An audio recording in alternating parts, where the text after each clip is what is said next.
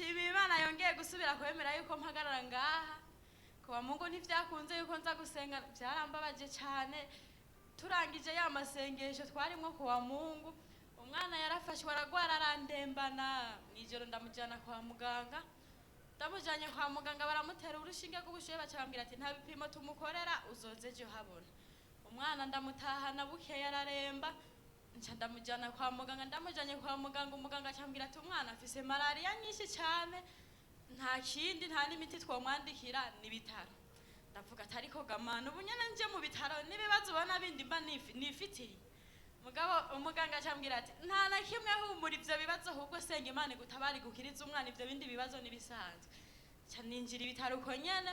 namaze yinga ryose mugabo nukuri Imana yarahabaye nabonye ntabara ariko wa mbere bukeye umwana yararemvye cyane uwo mwana arahakwa no gupfa ndahamagara n'abaganga baratinya batangura guhamagara nari benshi camvuga atare ko baje abaganga ari benshi umwana arapfuye ndarira mugaca mvuga ati Imana amasengesho namye mwejo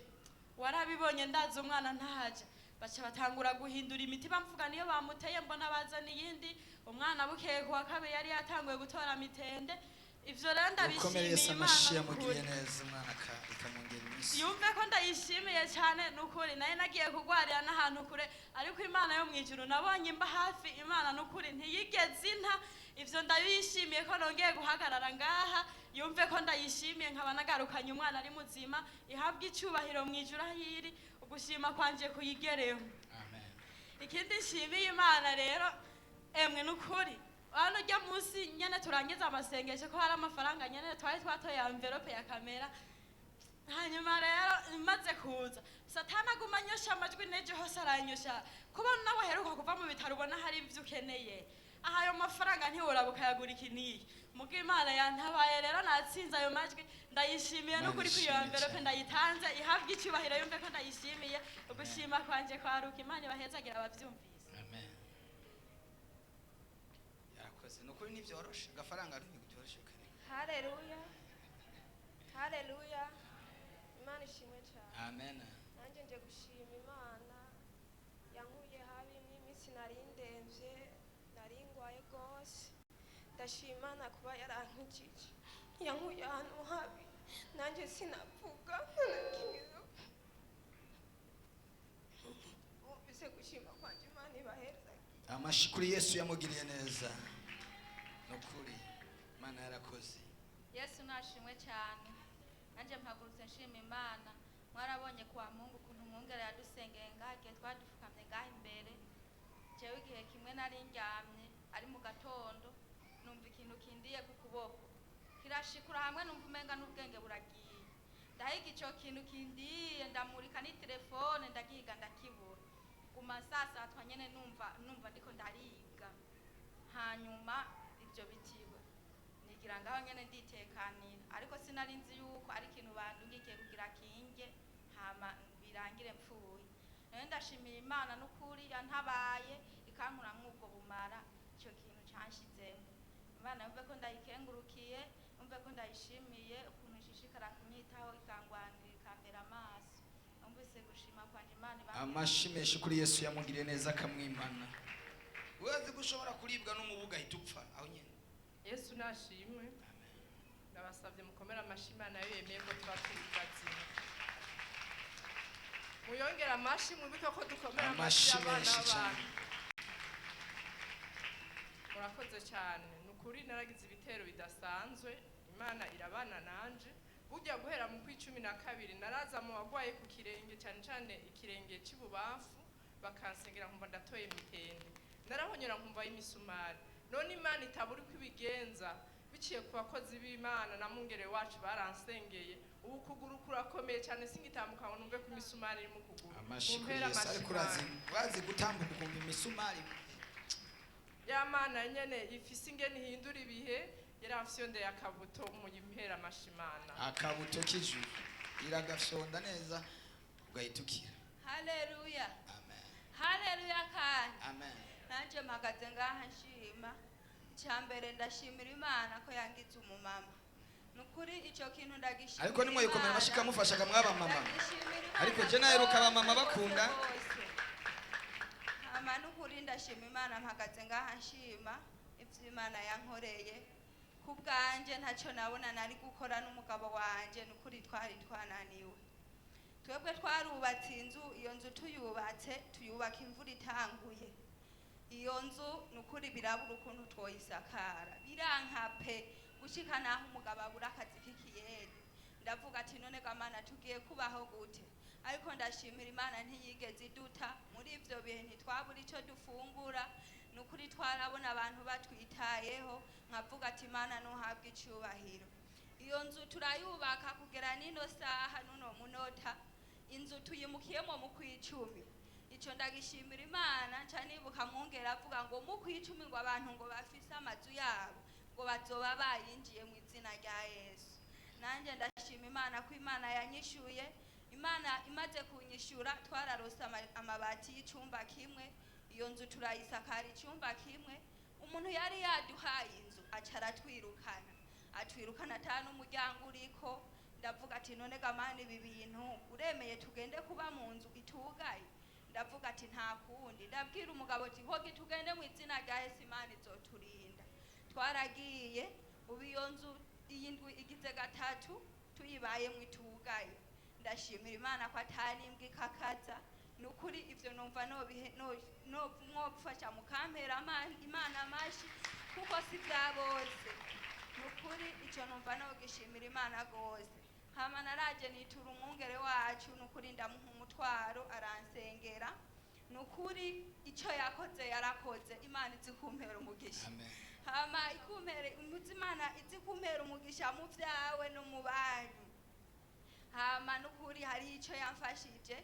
jewe uko nari ndabizi yuko ibintu bitarazimba ariko ngiye kubaza umuryango bambwira ngo wanyuma ngo ni 60 ngo 70 tikarabaye noneho tinone gamana tahubwo umugwanya n'ibintu tinibivuye hehe kweri ugumubigwanya toya timwizina rya Yesu je ndazi bibizohera nukuri twarabaye ugera nino saha nuno munota umuryango nturubuka ariko ndashima yuko iyo nzu uko ndayibayemo kose nukuri ndabishimira imana gushima kwanje kwaruko hari umunsi nzoshima nukuri ndavyiteze kubera n'ukuntu yasakawe ico cyumba ntavyo nari niteze n'ubu ndashima hari umunsi nzoshima amashimeshi kuri Yesu imana bampera umugisha bumvise gushima kwa amen yakoze ibya mbere izokora n'ibindi Yesu nashimye amen yo amen gwa inzoka nukuri vuga yagwa amen inzoka kabisa haleluya amen amen yabazimu tuyice Yesu nashimye hama nanje mpagaze ngashima imana nuko muratwenga none tuvuze amen mvuge amen Yesu ibaze vreo ibyo sivyo yisubiremo tuyitabira haleluya amen rero abazimu tubice hama rero Yesu nashimye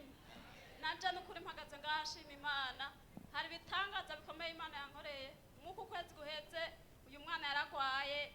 turabura ingwara agwaye kumbe dusanga bamuhaye amashano muga mu nyuma imana irakora ibitangaza umwana yaramutabaye murabona ko mpetse umwana akomeye vuga amen amen ivyo bihezo yakize mu nyuma baca babihuhira muri papa wiwe yaramaze indwi zibiri ari mu nzu nawene twasanze yabamuhushiyemwo amashano urumva ingwara ibinini yarari imiti yose barabura ingwara agwaye biranka guhera ubu rero kuva hirya aratonda ku kazi ivyo ndabishimira imana twazananye gusenga mbere ari ngaha vuga amen amashimeshi kuri Yesu ikindi naco nshimira imana mwizo ndwi zibiri ntitwigeze turara ubusa ntitwigeze tubura ico turya kandi je ntaco nkora nicaye muhira muga ndashima Yesu ko izo ndwi zibiri atanga imana iguha icyo ukora mu izina rya Yesu uva muhira amen Yesu nashimwe hama ikindi naco nshima imana kwa Mungu bya bintu by'amabahasha bavuga ngo dutange amahera yo kugura sinzi ko ari meza nuko ari intebe sidavyibuka kijya gihe je narose amahera 5,000 bitarenga ku mufuko murumva ko umutama yari yiryamiye mu nzu je ndavuga mana je amahera ndayatanze uko wavuze ngo musabe ico mugomba kandi wavuze ngo ntimwiganyire ivyo murya je ndayatanze rero niba wemera ko abana bokwicwa n'inzara tukarara ubusa birabukushaka ca ndayatanga uko nyene vuga amena amen ndayatanze ahubwo amahera narose yemwe komera amashi imana ahubwo nuko haleluya yaciye yizuka nukuri uyu mukozi w'imana imumugisha ibintu yatuye bibavyo kuva uwo munsi amahera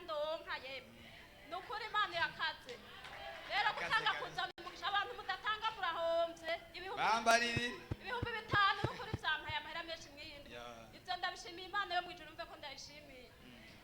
yesu urabamugisha amashi menshi kuri yesu mana irakaze niyoroshe haleluya amen nanje mpagaze ngaha nshima imana ku buzima bwa mbere ku buzima yampaye cya kabiri nshima imana ku gakiza yampaye ukuri ntibyari byoroheje nari naranze amashi ku gukizwa. gakiza yarose ikindi cya gatatu nshima imana ukuntu yambohoye jewe namaze imyaka 7 nkora mugabo kazi nakoze nagaze kwirimbura nasanze nakoreye ubusa muri iyo myaka 7 yose ibyo nakoze byose nasanze byose byabaye impfagusa nukuri imana yo mwijuru ihabwa icubahiro akazi narakavuyemo mugabo nkikavamo byarananiye kwakira sinigeze mbona igituma ndakavuyemo ariko nasanze ari umugambi w'imana ikindi noshima imana nukuri noshima imana higejeje ikora kuko urashobora kubana n'umuntu ari umugenzi wawe ukabona ko ari umugenzi mugabo ntubone icarimwe ariko ugasanga niwe yakwicira imyaka yose imana yo mwijuru ndashima imana ko yanyeretse umwanzi n'umukunzi ahigejeje ikora nukuri yumve ko ndayishimiye abumvise gushima kwa amashi kuri yesu amashi kuri yesu yamugiriye neza Yesu ashimwe. banza urya uri umusekirite Yesu ashimwe. urahereza ko Ahagaze imbere y'itorero dushima Imana natwe umuryango Imana yaratugiriye neza hejuru yo kwibaruka ibikoko twaribaruje umwana amashi menshi kuri yesu nitwabona imbere nitwabona inyuma ariko Imana yabanye natwe n'ubishishikari tugirira neza mu buryo Hallelujah. bwose abumvise gusoma kwanje Imana ibahe amashi ku mwami muribuka igitangaza imana yakoze umugore we tukamusengera yibungenza aca abyara inkara none ubu yabyaye umwana inkara mwe murayizi hariho abatayibonye hari kera tugitangura imana yakoze igitangaza none ubu yabyaye umwana abitega kukugirira nabi imana ikugirire neza bakiriho kugira ngo babone ugukomera kw'imana yawe Haleluya! amen Haleluya! amen Haleluya! amen Yesu ashimwe. Yesu ashimwe kandi mu by'ukuri mpagaze imbere y'igicaniro imbere y'Imana n'imbere y'ishengero mfite umunezero utagira uko ungana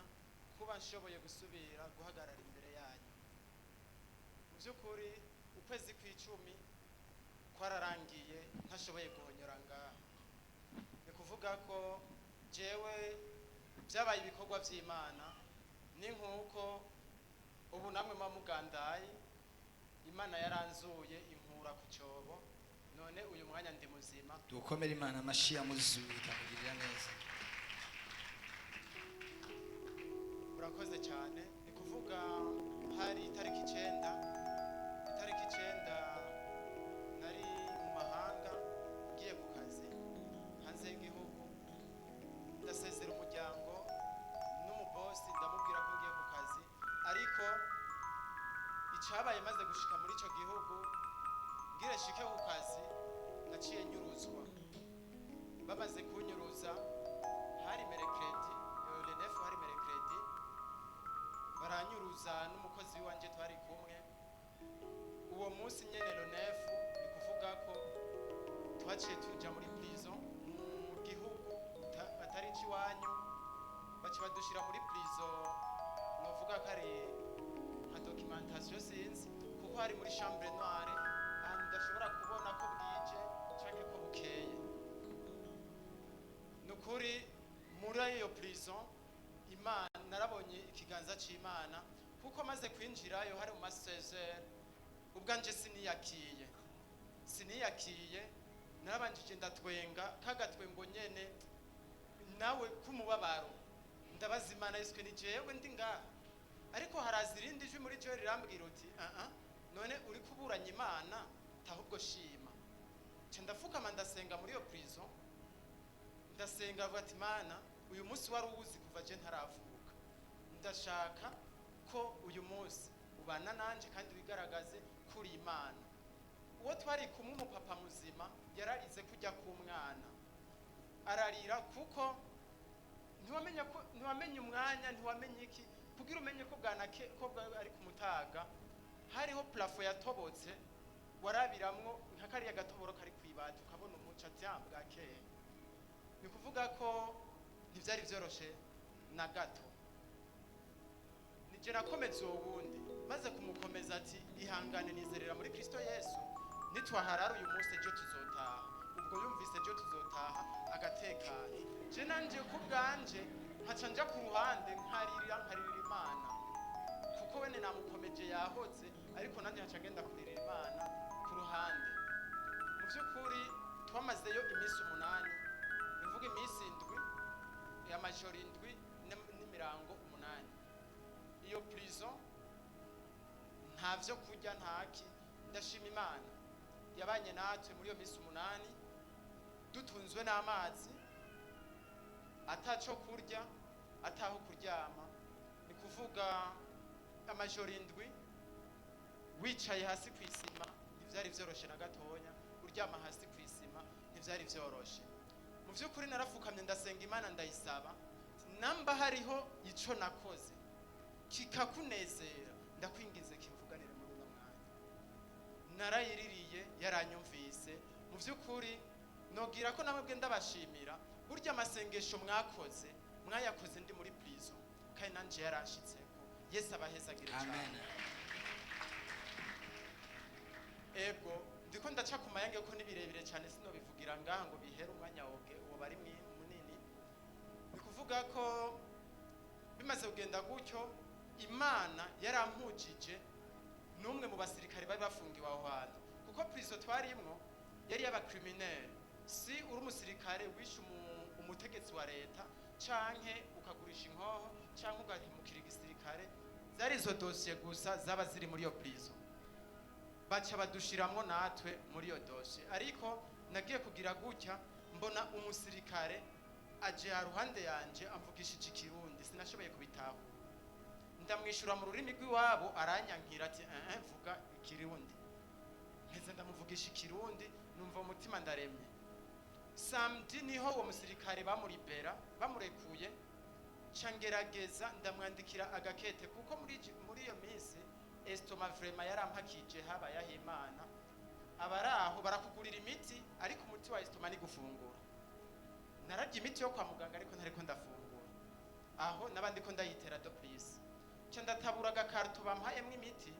ndandika kubera ko yarasanzwe azi umubosi wanje arakamushira. Mu vy'ukuri Imana yarabanye nanje iranzigama muri iyo minsi nari mu ibohero, kuko nagumye ndayibutsa ti wowe wabohoye Petero ari mu ibohero, wavanye Yosefu mu ibohero maze umuvanamwo, ndazuri ya Mana nyene nturahinduka, ndakwinginze wigaragaze. Imana yaranyiyeretse kuko abandi vraiment barakubiswe bihagije, ariko nabibabwiza ukuri narinze mvayo atamuntu andiye n'ikinuma. Yesu umumpera amashi cyane. Ikindi gitangaza bantu b'Imana ndabingize mukorera Imana uko muzoba mushoboye kose, mukorera Imana kuko nta ruhombo na rumwe rurimo. Karaktere ya prison winjiyemwo nuko baca bakumwa ubwanwa, umushatsi n'urwembe, ariko nje baranshikiriye baravuga toya we ntitukuma. Byaranse ko bamwe baravuga ati we subira indani. Nije ndumwe nari muri prison mfite imishatsi n'ubwanwa jenyene. Haragera igihe kubera ko urukundo rw'Imana n'ikiganza c'Imana abasirikare ubwabo basubiranamwo. Gute uyu muntu mumukunda yakoze iki? Nta visite ntaki muvuga ngo basi araza kubaha kuri visite yiwe, no. Ariko Imana yarakoresheje abo bapagani nyene twari kumwe, baranzigama, ni kuvuga barangwanirira, barangwanako, kuko c'est vrai nubwo twajyama ku isima abantu bamaze gufungwa canke abandi baravyumva, hari abitwa bakondane muri prison. Abakondane muri prison babajyama ahantu heza. Ni kuvuga ko jewe nari umusivile mu basirikare, ni kuvuga bakondane bari abasirikare. Je barambwiye uti wowe mu gitondo bukeye, parce wasanga wajyamiye urubavu ku buryo mva kabisa ko gwashaye, umubiri wose byari bisebe. ariko je barambwira ati hajya tuvyutse mu gitondo uzohora uvyuka ugenda uryame hajya muri place y'iwacu ubura ruhuka. Nukuri Imana yaranyiyeretse bihagije, nobasaba ko bantu b'Imana ivyamvuganiye nibikorwa noba narakoze, naronse ico nibutsa Imana kuko narayibukije ati buka twarubatse ingoro yawe kumutakura, ibuka n'ibindi twarakoze. Mfite kwibutsa Imana nuko ubufise ico wakoze. Bantu b'Imana muri Yesu Kristo nta ruhombo na rumwe rurimwo, kuko gushika uyu munsi nanje sindatahura neza ukungene nashoboye kuvayo, ukungene Imana yagize abihagurutsa iragira iki iranzura ku munsi w'indwi, narijya umunsi w'indwi ari giharuro c'umwuzuro mu. Norangiza mvuga nti Yesu abahezagire, abagiye ku karago abagasenga, abagize iyerekwa ryajya amasengesho ko nanje yaranshitseko, Yesu nabahezagire cyane. Ugushima kwanje no amashi ku mwami wacu Yesu. Ndababwira mukorere Imana ukibaza